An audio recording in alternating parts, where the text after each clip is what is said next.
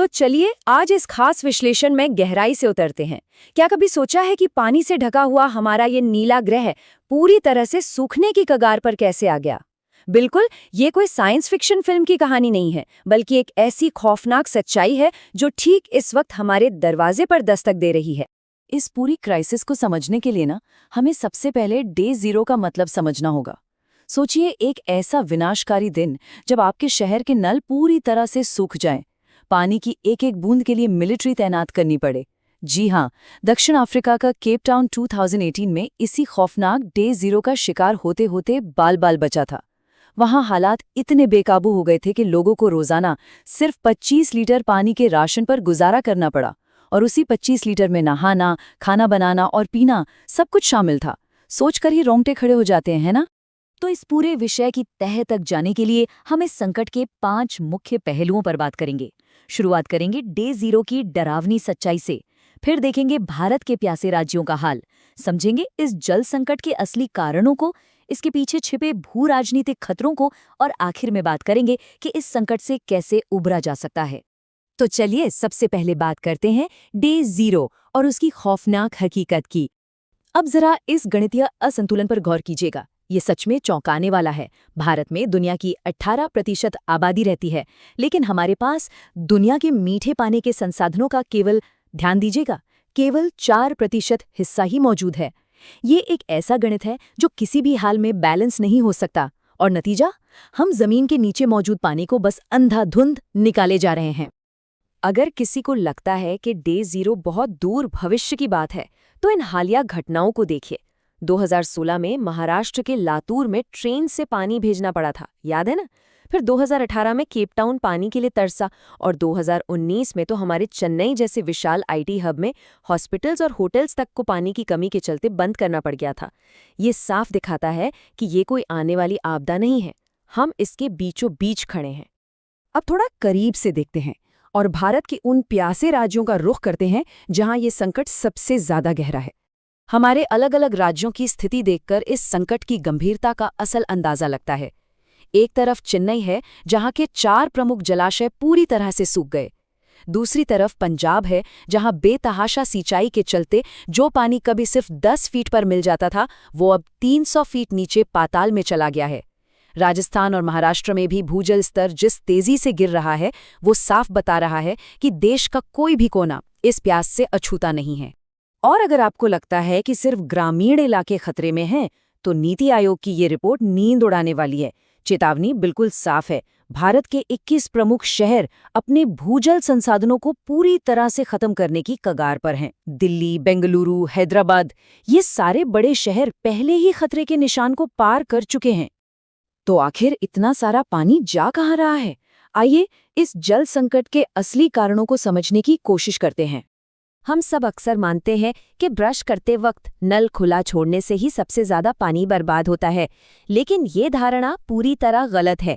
सच्चाई तो ये है कि जमीन से निकाला गया 89% भूजल अकेले हमारी कृषि और सिंचाई में खप जाता है। जी हाँ, पूरे 89%। घरेलू और औद्योगिक इस्तेमाल तो इसका एक बहुत छोटा सा हिस्सा है।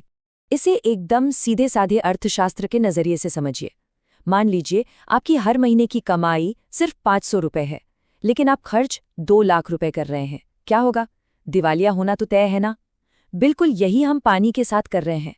प्रकृति जिस रफ्तार से पानी को दोबारा रिचार्ज करती है, हम इंसान उससे हजारों गुना तेजी से पानी बाहर खींच रहे हैं। जमीन के नीचे जो खजाना हजारों सालों में इकट्ठा हुआ था, वो बस कुछ ही दशकों में खाली किया जा रहा है। एक और बहुत दिलचस्प चीज है जिसे हम वर्चुअल वाटर या अदृश्य पानी कहते हैं। ये वो पानी है जो हमें दिखाई नहीं देता, लेकिन हमारी रोजमर्रा की चीजों में छिपा होता है।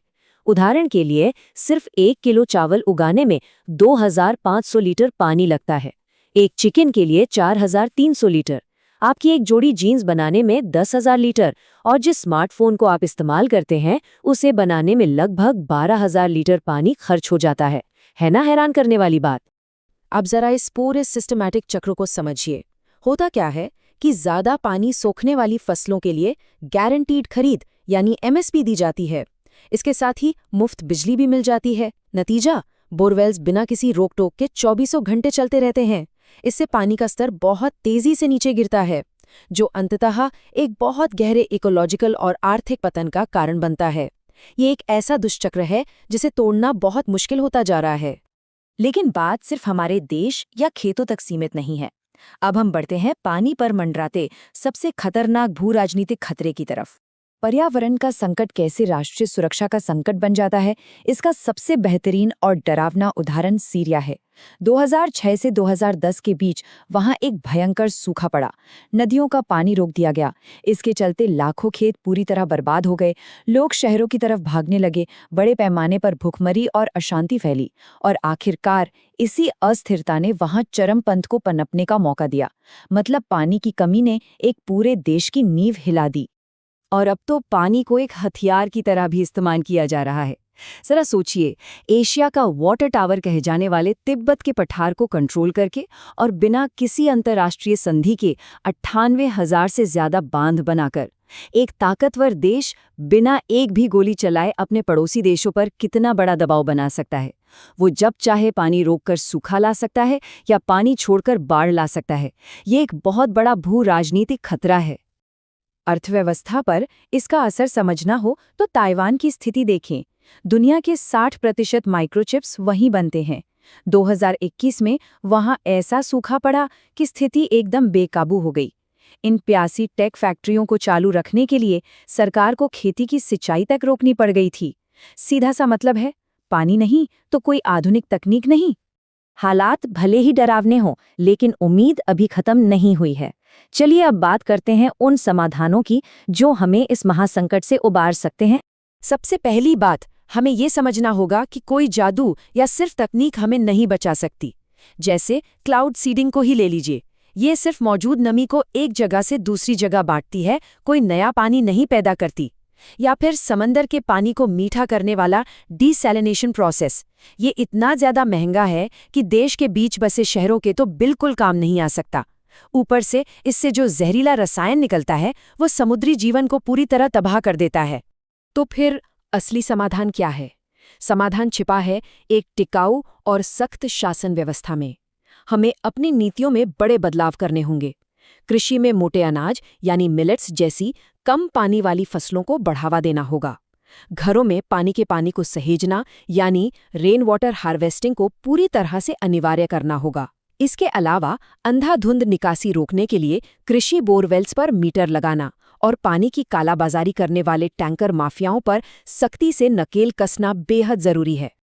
और अब अंत में एक ऐसा सवाल जो हम सबको खुद से पूछना ही होगा, इससे पहले कि सच में बहुत देर हो जाए।